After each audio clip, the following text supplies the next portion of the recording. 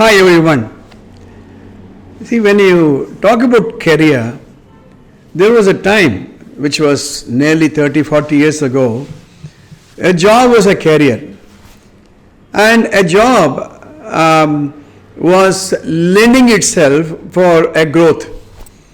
For example, that was a time when there was no competition and even the organization was not growing and the market was assured and the product had a long product life cycle even without any change in the product.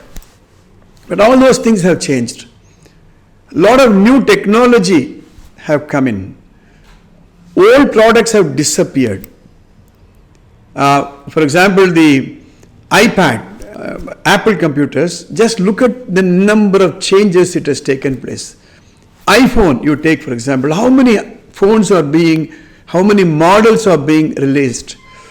If you go back and think about our Fiat cars, Premier Padmini, ambassadors, right? And look at the number of models introduced in a 40 years time or a 50 years span of time. Compare that with the models that are hitting the market from these car companies. 5 years later, if you take the same product to the same company, the company will say, we have stopped producing this. One example is Qualis of Toyota. It was most popular brand. Even today, I find Qualis. But if you have a Qualis and ask for a service, you may not get it because the product is obsolete. Now, in this context, we need to look at the matching of our capacity with what is required in the market. Just now, I met a person came to me for a counseling. He's in his mid-40s, is struggling to find his feet in the new market. He has the qualification, he has the experience, he has the passion, but he is not able to be as, career-wise, as prosperous as he wants to be. So I'm going to give a small little formula, 20, 20, 20, 20 formula. 20, 20, 20, 20 formula. The first 20 years of our life, we complete our basic education. We get a basic degree.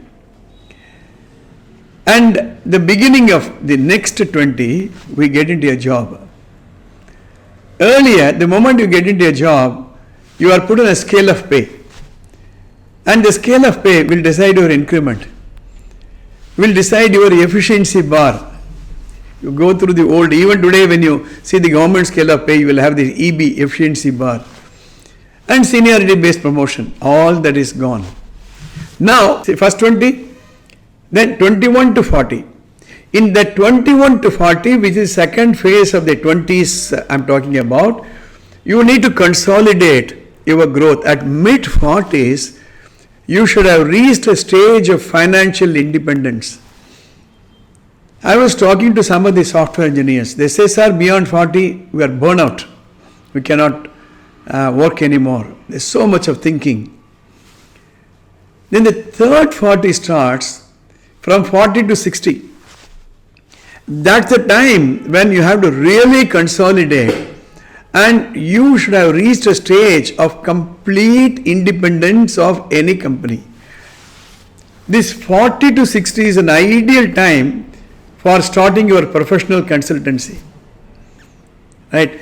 So you are banking on the first 20 years of education, the second 20 to 40 of your job experience, then the 40 to 60.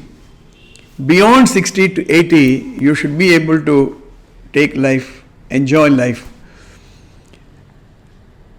In this, your ability, your willingness to adapt to new technology is very, very important.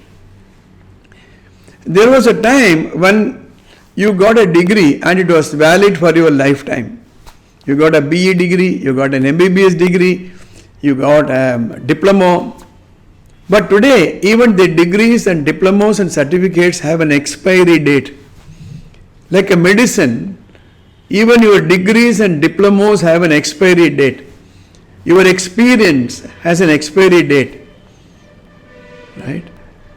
Your technological resource has an expiry date.